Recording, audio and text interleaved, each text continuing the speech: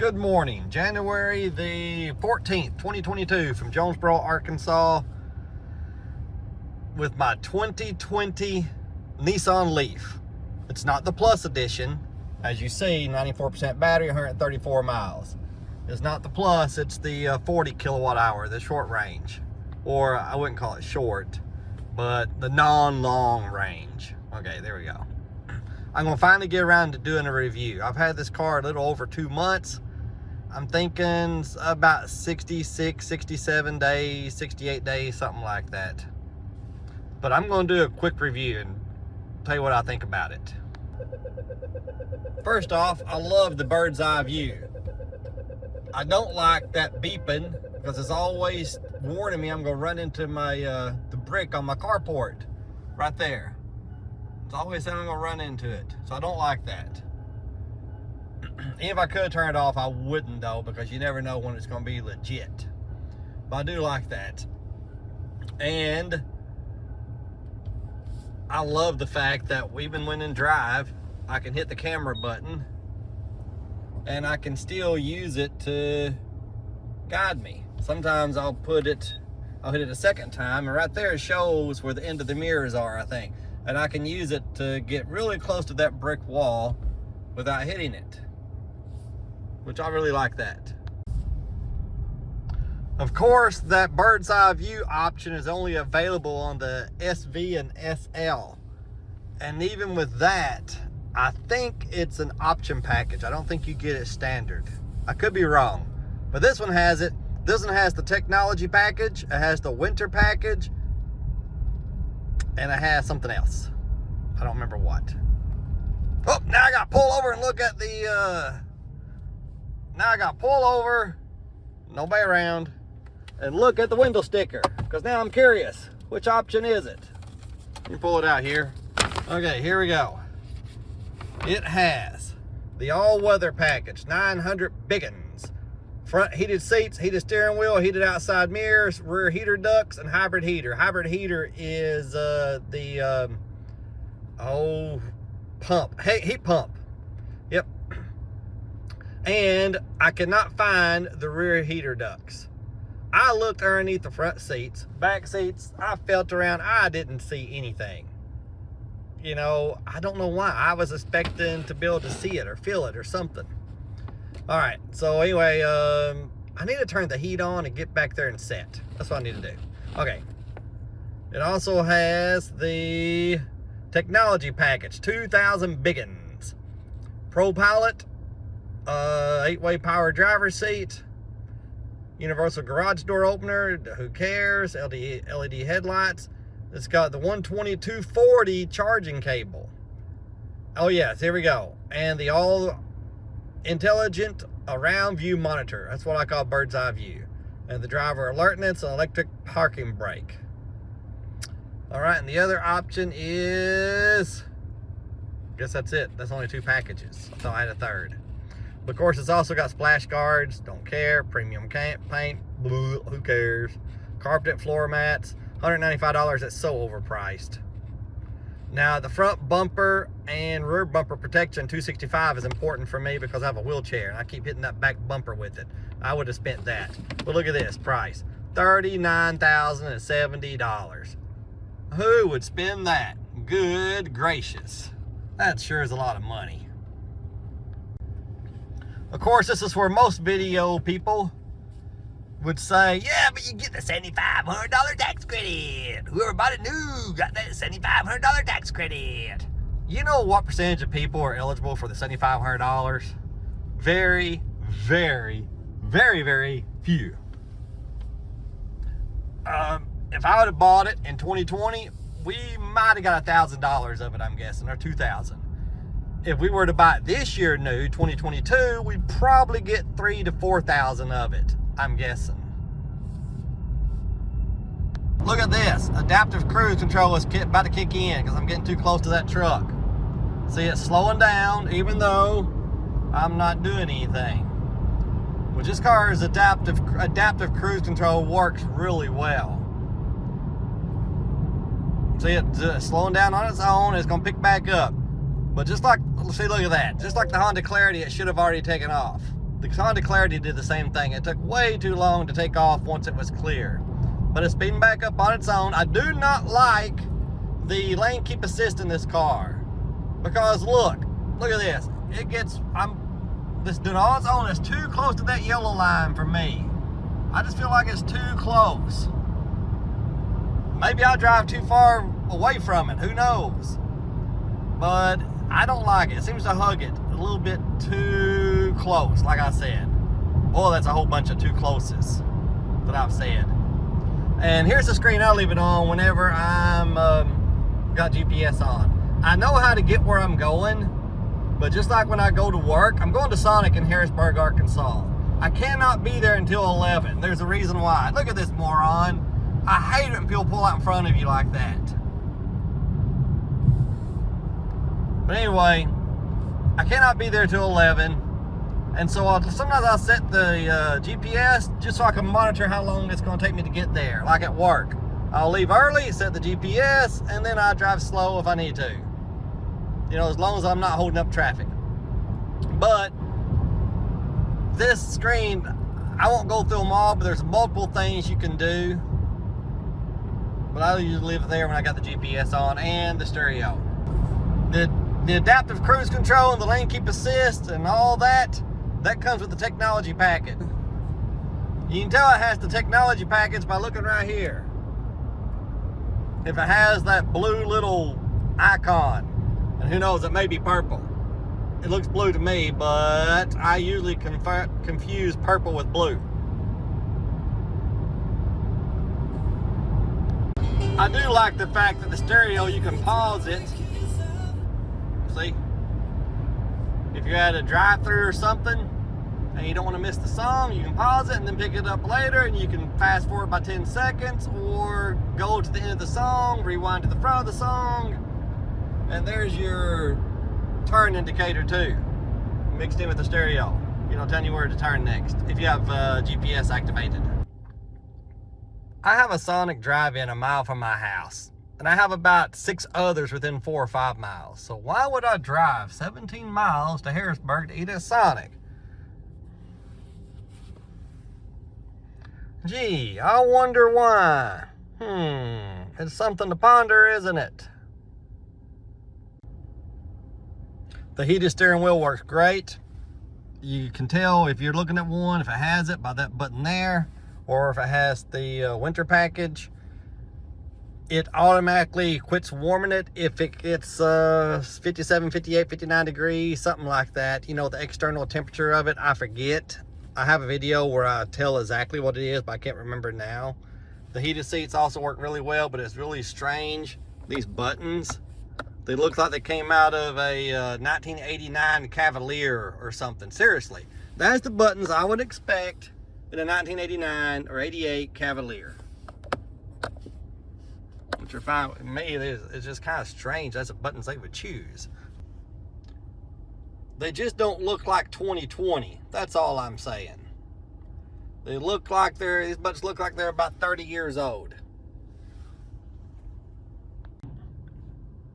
The ride quality of these seats, oh man, look how dirty that is.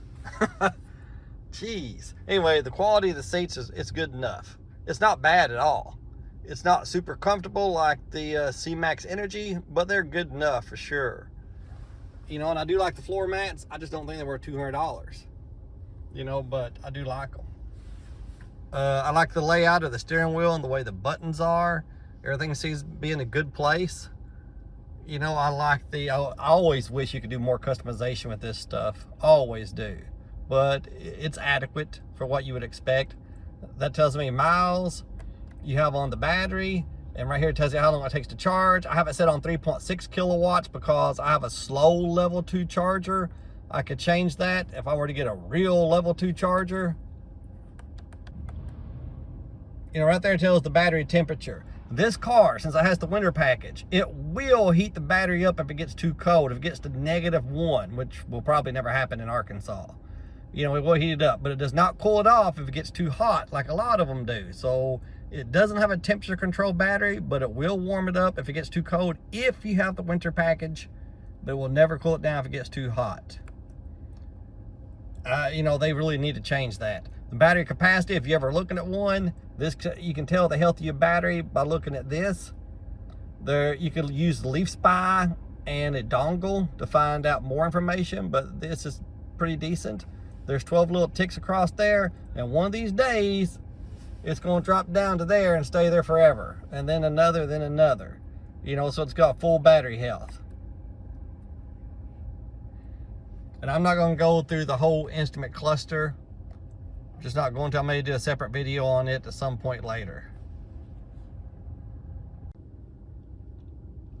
I really need to give up sweet tea. I'm too fat for it. But Sonic has good Southern sweet tea. None of that Yankee sweet. It's real sweet. But anyway, e-pedal. Love it. That's one pedal driving. It's just what they call it, e-pedal. This shifter is a little bit strange to look at, but it's real simple. Up for reverse, down for drive, down again for extra regenerative braking, which looks like a B. Then push it to park. But the e-pedal, love it. Works really well. You can do one pedal driving, and once you get used to it and once you figure it out, then most times you can stop without hitting the pedal, without hitting the brake pedal. But after 2 months and about 1,600 miles, I still have to hit the pedal sometimes because it's hard to judge to get it perfect, depending on your speed and other things. But it does bog the car down a little bit. Even when you're going down the highway, it's not quite as smooth. The echo button, that really drags the car down. If you have both these turned off, this is a really smooth riding car. Really smooth, especially for the size. You turn that on, it bogs it down a little. You turn that on, and it feels like you're going through a foot of mud. But I leave that on, and I get used to it, and I don't even think about it. And then I'll be going down the highway, and I'll turn it off, and all of a sudden I'm thinking, oh my gosh, this car is smooth. Then I'll turn it back on and think, okay, not quite as smooth now, but I'll quickly get used to it. One thing I love about electric cars is the one pedal driving. Let's take a look at the outside. This is a nice looking car. Not a great looking car. It's kind of cookie cutter. You know what I mean? It looks like a lot of other cars. I like cars that look kind of unique. That's why I like the BMW i3. I like the looks of the first generation Leaf, which most people consider extremely ugly. My wife thinks it's one of the ugliest cars ever developed. The first generation Leaf. Not this one. Whoop, my finger got in the way. Not this one. Right here. This is what cost $265 from the factory. This is the back protection of the bumper, which is fine because I can put my wheelchair on it and just put it right there. You know, I don't have to worry about scarring of the bumper. And plus, I think it looks nice. You got that, and part of that $265 package, protection package, also came with something to protect this right here. It's some type of clear coat thing you can't see. I think the headlights look nice. It's got LED headlights, which is an upgrade. It's got cameras right here. That's how it does the bird's eye view. I don't care for white cars. My brother loves white. If he has this choice, he'll always buy that color. I don't care for it. But for a white car, it doesn't look bad. I think because of all the black that's mixed into it. I think that really helps. The fact it's not just all white. Kind of like my wife's Kia Soul. For it to be a white car, it looks nice.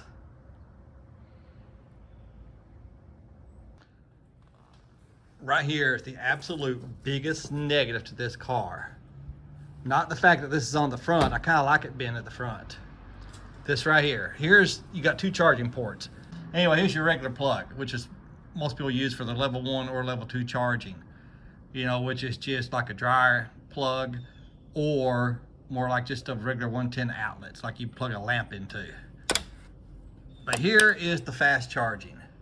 Here's what you use when traveling. This is what gives you fast charging. Of course, it's not fast by today's standards. I think the max is 50 amps. A lot of cars now will do 3 and 4 times that. But it can still help when traveling, but there's a problem. This is the biggest negative. This is the Betamax, back in the Betamax VCR days. This is the HD DVD. back in the HD DVD versus Blu-ray days. This is the flip phone, back when the smartphones first started coming out. This is a thing of the past. It's going away.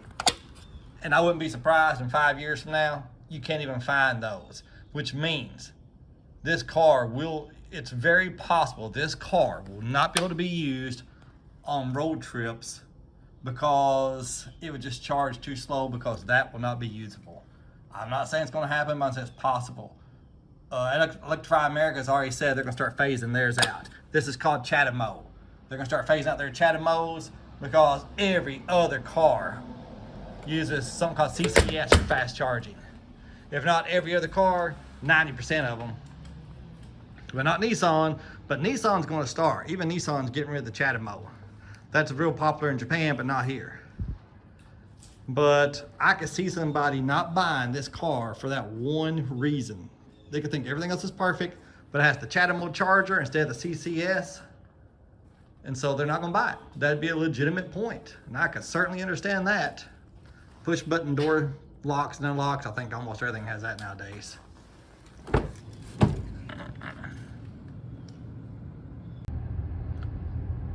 Now I'm on my way to Sonic in Brooklyn. Excuse me, Bono. But I want to say something else. What's missing here?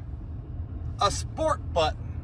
I've never seen an electric car without a sport button.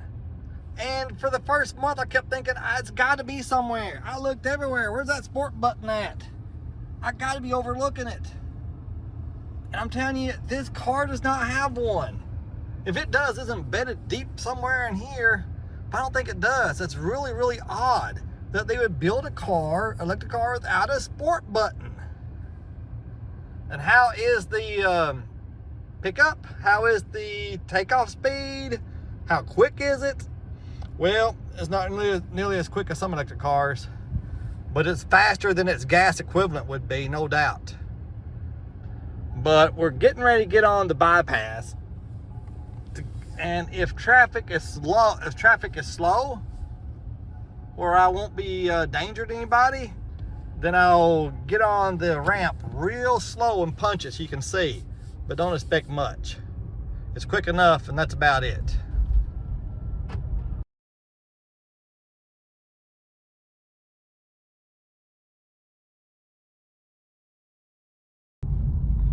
$82 miles. That's funny because that's what the Chevy Spark was rated at when it left the factory.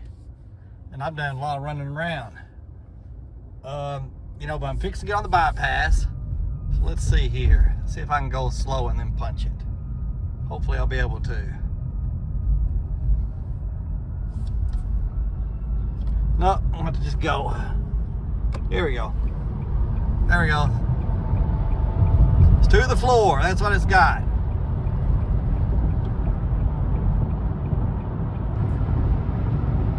You know, it's quick enough. And that's about it. Let's go back to the right screen so we can see. I'll do it again. You can watch either here to see how much power it uses. Watch here, watch the speedometer, whatever. Slowing down just a little bit. I can't slow down too much. Here we go. Put it to the floor. That's not gonna make anybody go, ooh. But it's not bad. Not bad. Not bad for a gas car. For an electric, I don't know.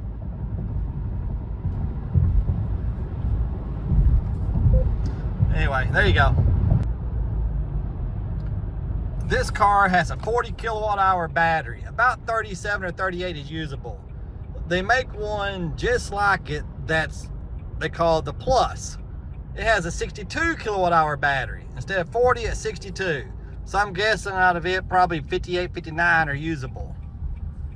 You know, so you should get close to 50% more range. Now, more battery means more weight, so it won't be exactly 50% more, but it should be really close to it. You know, where this one in summer, it looks like I'm going to get maybe 150 to 160 miles of range in town, maybe 140 on the highway. Then if you get the Plus version, add about 50% of that. So instead of 160, 170 in town, 240 or 250, And instead of maybe 130 on the interstate, you know, maybe 195, 180, 200, somewhere in there. Of course, they're more money. And this is the one that I happened to find that I could afford. And it's all I need, except for maybe once or twice a year. You know, then it'd be nice to have something with a bigger battery. I bought this car with barely 4,000 miles on it, something like 4,050. And boy, you can tell I've had a couple months, I need to clean it. It's now got 5760. So it's pretty much a new car. You know, but, and it's really nice. It's really nice as long as you don't need to go more than 110, 115 miles in the winter with the heat on. As long as that'll take care of your winter driving, then this car would be fine. And it costs about 2 cents a mile to operate in summer, and I'm thinking 3 to 4 cents a mile in winter. So to working back for me is 48 miles. So you're talking about 96 cents, say $1 in summer. You're talking about $1.50 to $2 in winter to get to working back. A normal car would burn about 2 gallons a day. For right now, it's about $6. So $3 instead of $6 in winter, and $2 instead of $6 in winter, and $1 instead of $6 in summer.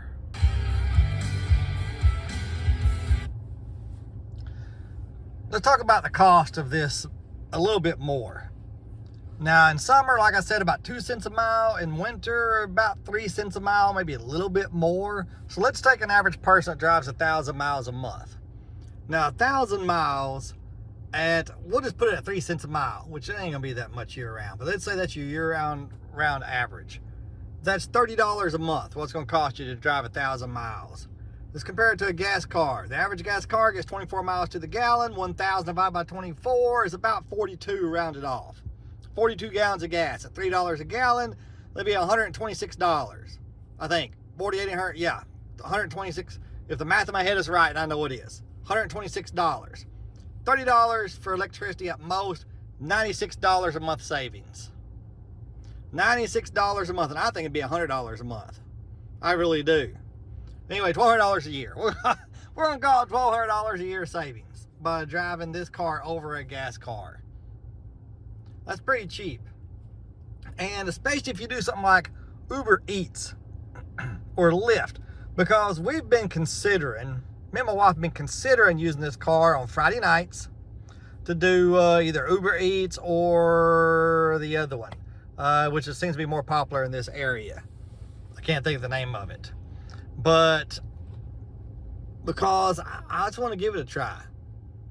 Just want to give it a try because this car costs hardly nothing. Uber Eats, I hear, will pay you an extra $1 a run if you drive an electric car. Now, how about that? You know, I don't want some weirdos in my car. I don't want to do the whole Lyft thing or give people rides. Weirdos getting here, their bed bugs and stuff. Who knows? Who knows? Even some people called me a germaphobe even before COVID. So, no, people may throw up in the back seat. Who knows what would happen? No, but I don't mind delivering food. But of course, with one leg, I can't really do it. So it had to be a team effort. I would drive, my wife would do all the footwork. We're just considering it. Don't know if we will. That's enough bloviating.